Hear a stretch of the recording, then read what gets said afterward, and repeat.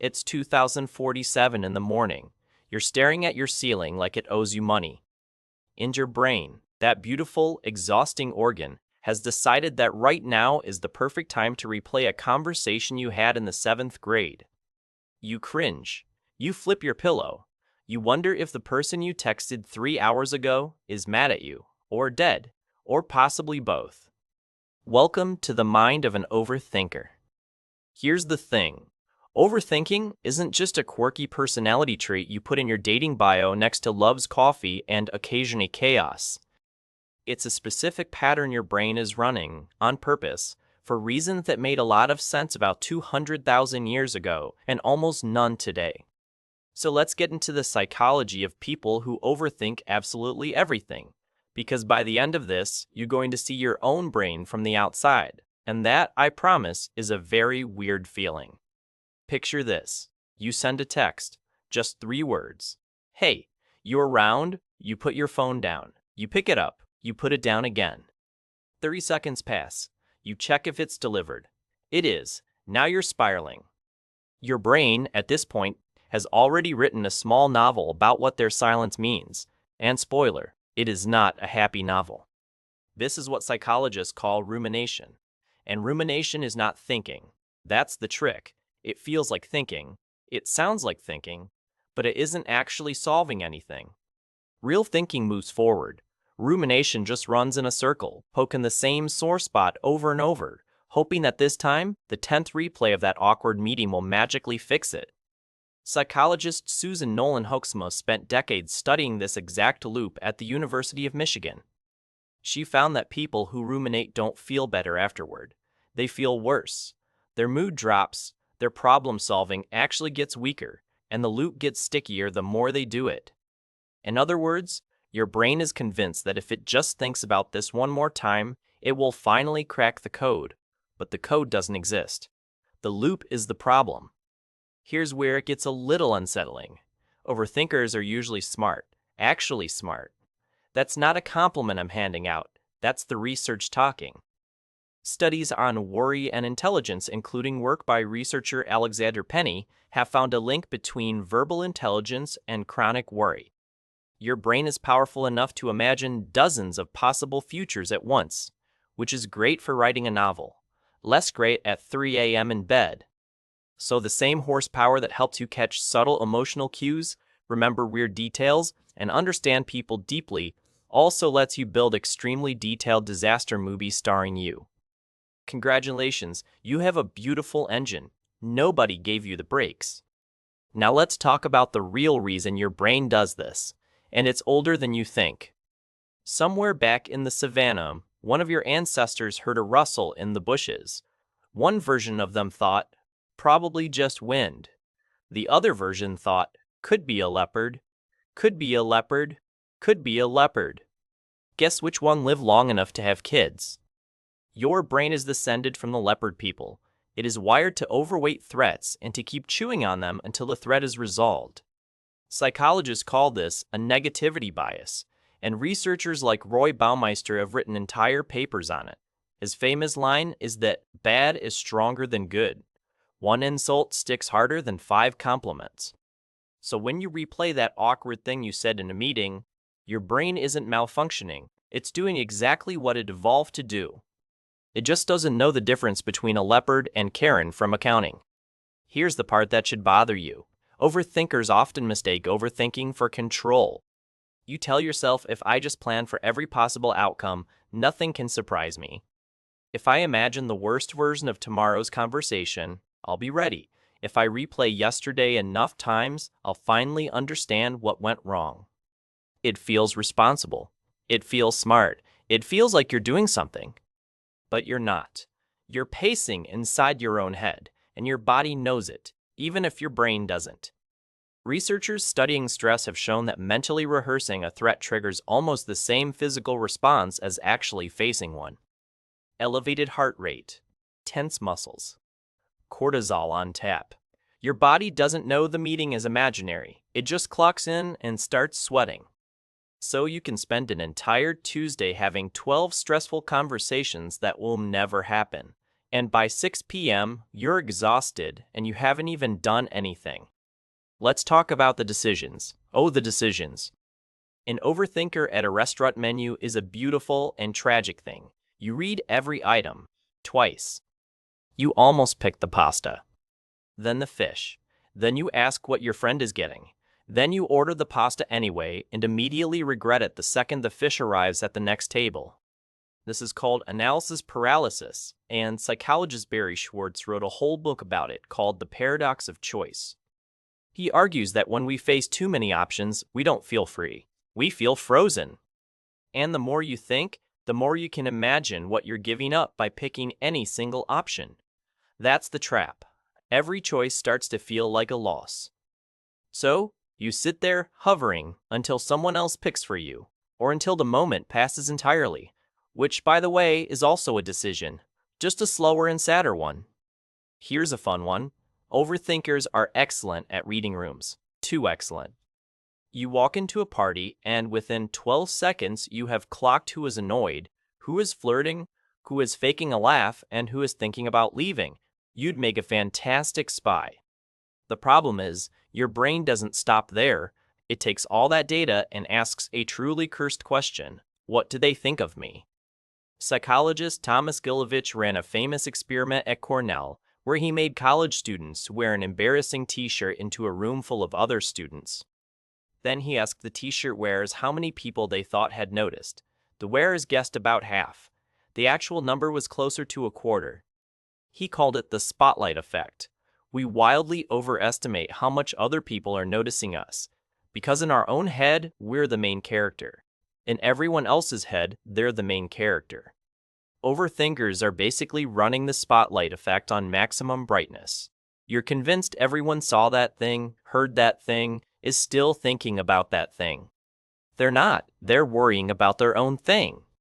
Now let's zoom in on a very specific overthinker superpower, the post-conversation autopsy. You leave a hangout. You feel fine. You get in the car. You drive 3 blocks, and then out of nowhere, your brain says, "Hey, remember that joke you made? Was it weird? I think it was weird." And just like that, a perfectly nice evening is now under forensic review. Behavioral scientists call this a form of counterfactual thinking, and Neil Rose has studied it deeply. Your brain generates alternate versions of what you could have said, mostly better ones, mostly too late. It's like reading movie reviews after you already saw the movie. Useless, but somehow irresistible. Here's the kicker. The other person almost never remembers the moment you're autopsying. They went home and thought about their own weird joke. Let's talk about one of the sneakiest overthinker habits, pre-worrying. This is where you worry about something in advance, even when the thing hasn't happened, might not happen, and honestly, probably won't happen. It's like emotional insurance. You believe that if you suffer a little now, the universe will give you a discount later. Your brain has quietly made a deal it never told you about. The deal is, if I feel bad ahead of time, I'll be protected. If I stop worrying, that's when it'll go wrong. Researcher Graham Davey, who studies chronic worry, points out that worriers often believe worrying itself is useful. It feels productive. It feels like a shield. But there's no shield. The universe doesn't send refunds for pre-suffering. All you did was live through the bad thing twice. Once in your head and maybe, if you're unlucky, once in real life. If it doesn't happen, you don't stop worrying. You just conclude that the worrying worked, so you do more of it, forever. Let's do a small test. Right now, think about a mistake you made recently. Anything. I'll bet money your brain served that up in less than 2 seconds. Now try to remember something nice someone said to you last month. Harder, right? Fuzzier? That's not a personality flaw. That's your negativity bias again. Your brain files mistakes in a bright red folder at the front of the cabinet. Compliments get filed in gray, in the back, behind a plant. Overthinkers have a really well-organized red folder. Some of the entries in there are from middle school. Some are from a phone call you made in 2016. Your brain keeps them fresh in case they're ever useful. They will not be. Now, here's something a lot of people miss. Overthinking is often an old survival habit, wearing a suit and tie.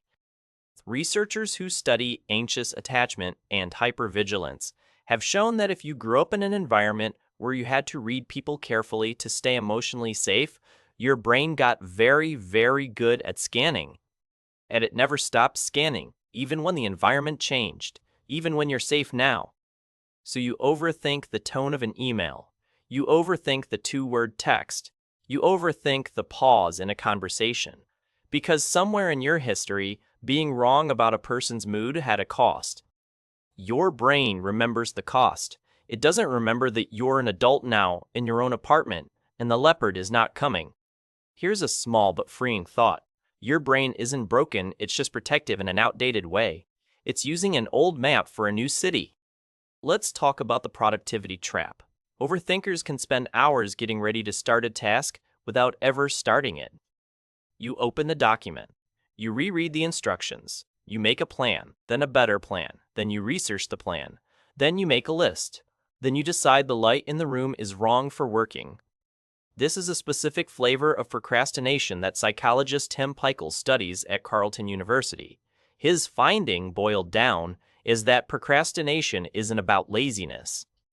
It's about emotional avoidance. You're not avoiding the task. You're avoiding the feelings the task brings up. The fear of doing it badly. The fear of finishing and being judged. The fear of finding out you're not as good as you hoped. So your brain sends you on a scenic detour called thinking about it. And thinking feels safer than doing, because a thought can't fail. A finished draft can. Overthinkers have entire imaginary careers this way. Whole novels not written. Whole businesses not started. Whole relationships not confessed. All because the version in your head is perfect and the real version might not be. Now let's do the compliment moment, because overthinking is not all bad. Overthinkers are often deeply empathetic. You feel other people's feelings almost too easily. You catch tension in a room before anyone speaks. You remember the small things about people, what they like, what they said last time, what upset them. That's a gift, a real one. The world is a warmer place because overthinkers exist. You're also cautious in ways that save you. You catch the mistake in the email before you send it. You notice the sketchy detail in the contract. You sense the friend who's actually not okay under the "I'm fine." Your brain is a very sensitive instrument. The problem isn't the instrument, it's that nobody taught you when to put it down. Here's the part that should bother you a little, in a useful way.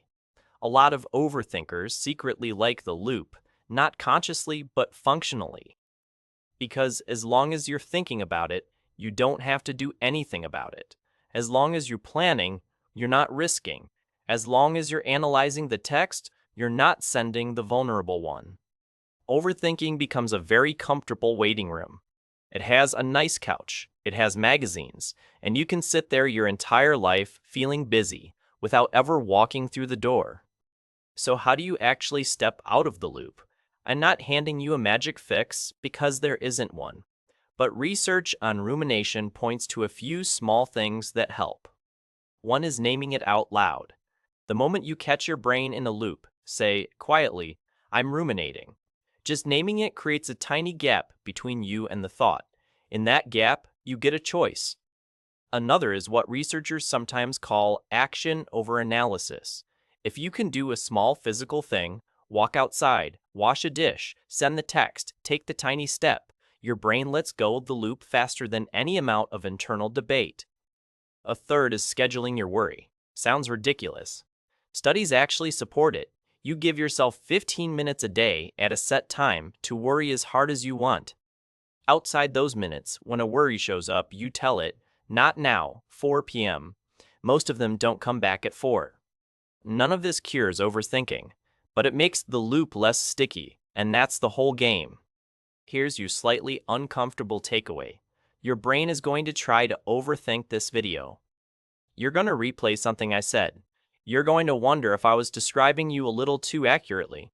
You might even reread this sentence to see if there's a hidden meaning in it. There isn't. That's just your brain, being your brain. The point isn't to stop overthinking. Your brain has been entrained for this its whole life. The point is to notice sooner when the wheel is spinning without going anywhere, and to gently, without shame, step off. Because you are not your thoughts. You're the one hearing them. And you always were. If your brain does this too, and I'm guessing it does, since you watched this far, you'll probably like what's coming next on this channel. I dig into these little brain habits every week,